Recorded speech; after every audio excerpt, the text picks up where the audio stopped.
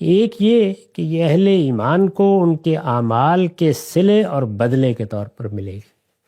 اللہ تعالیٰ نے فرمایا ہے کہ جو نیک عمل تم نے کیا، اللہ تعالیٰ سے ڈرتے ہوئے زندگی بسر کی، ہمیشہ اس بات کا خیال رکھا کہ اللہ تعالیٰ کی مرضیات کے مطابق جئیں، اگر کوئی غلطی ہو گئی، کوتاہی ہو گئی تو معافی طلب کی، یہ تمہارا عمل رہا۔ اس عمل کا یہ صلہ ہے۔ ایک یہ کہ اہل ایمان کو ان کے اعمال کے صلے اور بدلے کے طور پر ملے گی۔ اللہ تعالیٰ ان کو یہ اطمینان دلا دے گا کہ یہ تم نے اپنی سعی و عمل سے حاصل کی ہے۔ سب سے بڑی بشارت یہی ہوگی کہ تم نے اپنی سعی و عمل سے، یعنی اپنی جد و جہد سے، اپنی کوشش سے اس کو جیت لیا ہے۔ یہ تمہارے لیے اللہ تعالیٰ کا انعام ہے، لیکن یہ تمہاری سعی کے نتیجے کے طور پر ملا ہے اور تم اس کے پوری طرح حقدار ہو۔ ایسا نہیں ہے کہ کسی نے خوش ہو کر یہ کہا کہ چلو جنتی دے دیتے ہیں۔ نہیں، تم نے اس امتحان میں اپنے آپ کو کامیاب کیا، اس کے تقاضے پورے کیے، جس حد تک بھی ممکن تھا عمل کرتے رہے، اور جو کم سے کم اس کے لیے ضرورت تھی وہ پوری کر کے سرفرازی کے ساتھ آج اس میں داخل ہو گئے ہو۔ دوسری یہ کہ یہ ان کی ابدی قیامگاہ ہوگی، یعنی اس میں موت کا خاتمہ ہو جائے گا۔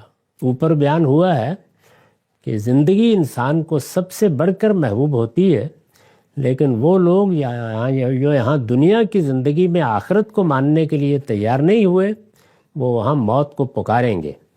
اس کے برخلاف اہل ایمان کو یہ بشارت ملے گی کہ یہ تمہاری جنت ہے، یہ تمہاری قیامگاہ ہے، اور یہ خالدین فیہا، اس میں تم ہمیشہ رہو گے، یہ تمہیں دے دی گئی ہے۔ دوسری یہ کہ یہ ان کی ابدی قیامگاہ ہوگی، اس سے محروم ہونے کا ان کو کبھی اندیشہ نہ ہوگا۔ یعنی یہ اندیشہ کہ اگر یہ صدیوں اور قرنوں کے لیے بھی دی گئی ہے تو ایک دن لے لی جائے گی، یہ اندیشہ نہیں ہوگا۔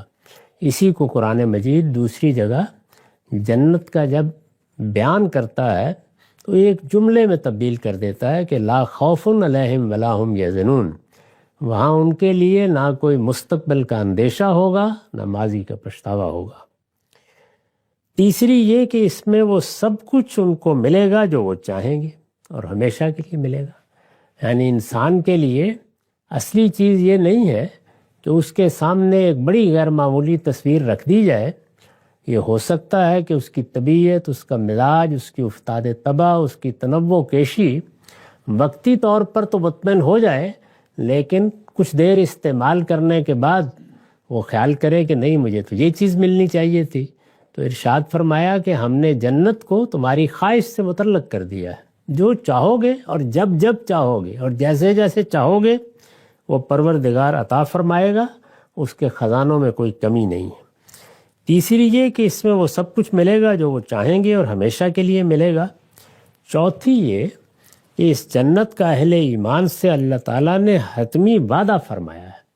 یعنی یہ کوئی بات نہیں ہے جو محض جزا کے طور پر، تسلی کے لیے، بشارت کے طور پر بیان کر دی گئی ہے، وعدہ ہے اللہ تعالیٰ کا، اور از خود اپنے اوپر اس کا ایفا واجب، اور اپنے بندوں کے آگے اس کے لیے اپنے آپ کو ذمہ دار اور مسئول ٹھہرایا ہے۔ اس میں الفاظ یہ ہیں قرآن کے، کانا علی ربک وعدم مسئولا، یعنی یہ ایسا وعدہ ہے جس کے لیے اللہ تعالیٰ تمہارے سامنے اپنے آپ کو جواب دہ ٹھہراتا ہے۔ یعنی میں ہر حال میں اس وعدے کو پورا کروں گا۔ تم پوچھ سکتے ہو مجھ سے کہ پروردگار، تیری کتابوں میں اور تیرے پیغمبروں میں ہمیں تو اسی کی بشارت دی گئی تھی، اس میں کوئی تخلف کیسے ہو سکتا ہے؟ تو اس لیے اس کو وعدم مسئولہ کے الفاظ سے ادا فرمایا۔